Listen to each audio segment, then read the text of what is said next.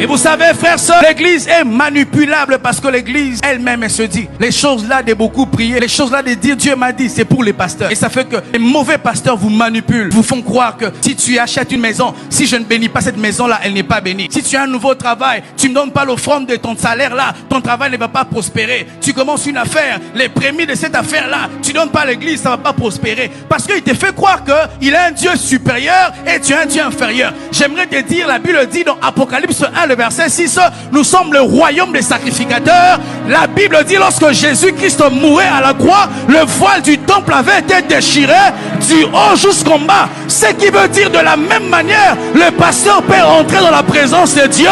De la même manière aussi, un fidèle peut entrer dans la présence de Dieu. Donne-moi un amen.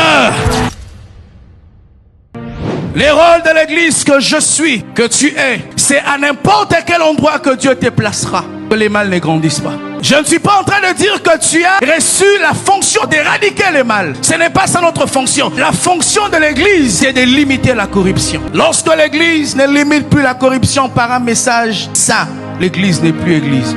Une église du haut d'une chair, de janvier en décembre, on ne prêche pas des messages qui ramènent les cœurs des hommes vers Dieu. Ce n'est plus une église. Lorsqu'un homme de Dieu ne se préoccupe plus du salut, de la relation des brebis que Dieu lui a confiées, lorsqu'un homme de Dieu ne veille plus à maintenir l'alliance du brebis avec le Seigneur, il n'est plus en train de jouer son rôle.